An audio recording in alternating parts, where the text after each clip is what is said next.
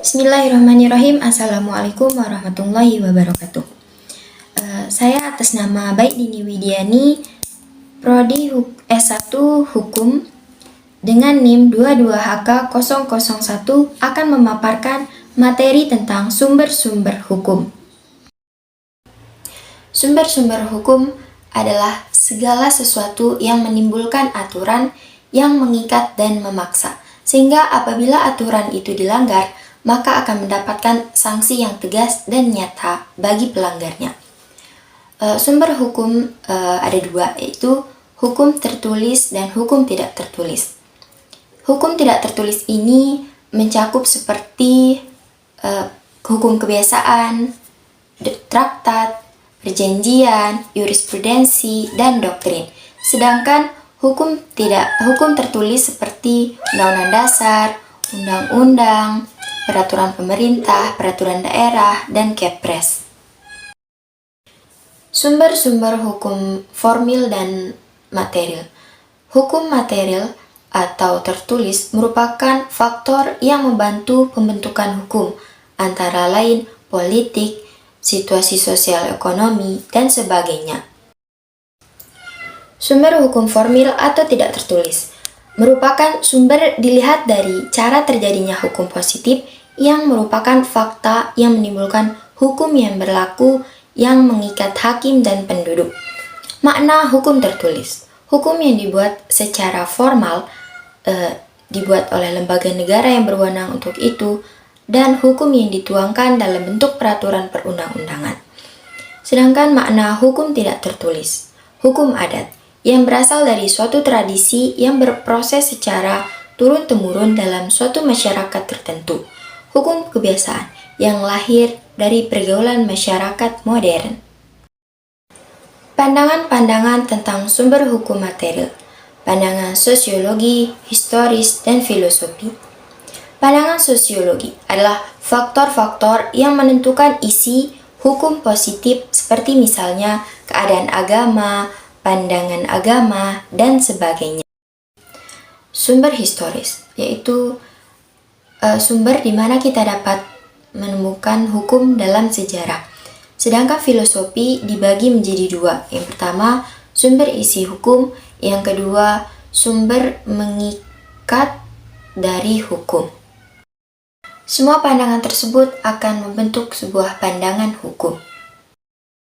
Sumber hukum formal. Determinan formal membentuk hukum, menentukan berlakunya hukum. Tempat atau sumber dari mana suatu aturan memperoleh kekuatan hukum. Berkaitan dengan bentuk dan cara peraturan formal berlaku. Tata urutan peraturan perundang-undangan di Indonesia. Undang-Undang Negara Republik Indonesia tahun 1945. Undang-undang atau peraturan pemerintah. Pergantian undang-undang, peraturan pemerintah, dan peraturan daerah. Undang-undang. Peraturan perundang-undangan adalah aturan yang dibentuk oleh alat perlengkapan negara yang berwenang untuk kita dan mengikat masyarakat. Makna undang-undang dalam arti material dan formal. Material: semua aturan yang dibuat oleh organ negara dan mengikat masyarakat atau peraturan perundangan. Sedangkan formil hanyalah peraturan perundang-undangan yang memenuhi syarat sebagai undang-undang. Hukum kebiasaan. Hukum kebiasaan adalah perbuatan manusia yang dilakukan secara berulang-ulang untuk hal yang sama. Syarat agar menjadi hukum kebiasaan. Pertama, pola tindak yang berulang-ulang mengenai suatu hal atau peristiwa yang sama. 2. Ada pendapat masyarakat yang menerima pola yang berulang-ulang itu sebagai suatu hal yang dipatuhi, diterima sebagai aturan yang mengikat, atau opinio luris necessitas. Traktat. Traktat adalah perjanjian yang diadakan oleh dua negara atau lebih. Menurut pendapat klasik, pembuatan traktat melalui 4 fase yang berurutan. Pertama, penetapan atau sluiting. Kedua, persetujuan masing-masing parlemen pihak. 3, ratifikasi. Keempat, pengumuman atau pelantikan atau Aufforderung. Macam-macam traktat, bilateral, multilateral, dan kolektif. Traktat bilateral atau traktat binasional atau Tweezijdijk apabila perjanjian antara dua negara. Traktat multilateral apabila dibuat oleh banyak negara. Sedangkan traktat kolektif atau traktat terbuka adalah traktat multilateral yang boleh dimasuki oleh negara lain. Perjanjian atau kontrak.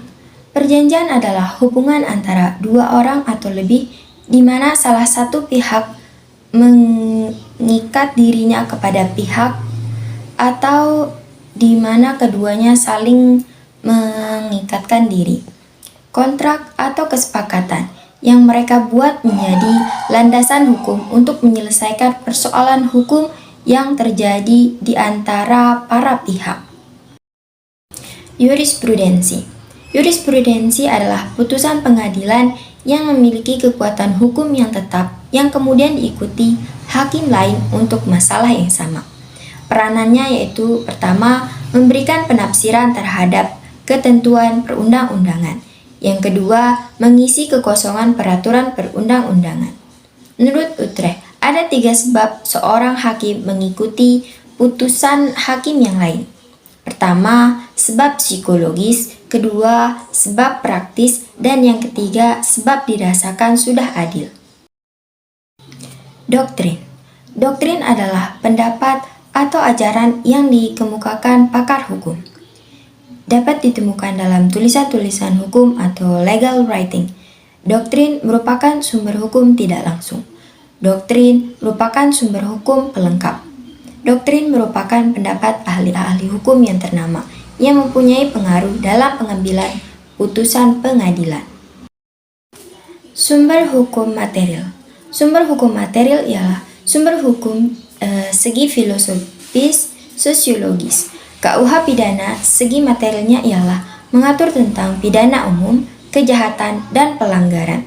KUH perdata dari segi materialnya mengatur tentang masalah orang sebagai subjek hukum, barang objek hukum, perikatan, perjanjian, pembuktian, dan kadaluarsa. Makna hukum material. Hukum yang isinya mengatur tentang norma tertentu, misal Kitab Undang-Undang Hukum Pidana, Kitab Undang-Undang Hukum Perdata, Undang-Undang Nomor 1 Tahun 1974 tentang Perkawinan, Undang-Undang Nomor 40 Tahun 2007 tentang perseroan terbatas. Definisi sumber hukum menurut para ahli. Sumber hukum dalam pengertian sebagai asalnya hukum. Sumber hukum dalam pengertian sebagai tempat ditemukannya peraturan-peraturan hukum yang berlaku. Sumber hukum dalam pengertian sebagai hal-hal yang dapat atau seyogianya mempengaruhi kepada penguasa dalam menentukan hukumnya. Undang-undang. Peraturan yang dibuat oleh pemerintahan dengan persetujuan DPR. Pasal 5 ayat 1, Pasal 20 ayat 1 Undang-Undang Dasar 1945. Asas berlakunya undang-undang. Pertama, lex superior derogat legi interior. 2. Lex specialis derogat legi generali. 3. Lex posterior derogat legi priori. 4. Undang-undang tidak boleh diganggu-gugat. 5. Undang-undang yang telah diundangkan dianggap telah diketahui oleh setiap orang. Undang-undang. Undang-undang yang tingkatnya lebih rendah tidak boleh bertentangan dengan undang-undang yang kedudukannya lebih tinggi dalam mengatur hal yang sama. Pengertian dari lex superior derogat legi interiori. 2. Undang-undang yang bersifat khusus mengesampingkan undang-undang yang bersifat umum apabila undang-undang tersebut sama kedudukannya. Lex specialis derogat legi generali. 3. Undang-undang yang baru membatalkan undang-undang yang lama sejauh undang-undang itu mengatur hal yang sama. Lex posterior derogat legi priori. 4. Undang-undang tidak boleh diganggu-gugat. Artinya, undang-undang itu tidak boleh diuji apakah isinya bertentangan dengan peraturan perundang-undangan yang lebih tinggi. 5. Undang-undang yang telah diundangkan dianggap telah diketahui oleh setiap orang. Karenanya orang yang melanggar undang-undang tidak bisa membela dirinya dengan menyatakan tidak mengetahui undang-undang yang bersangkutan.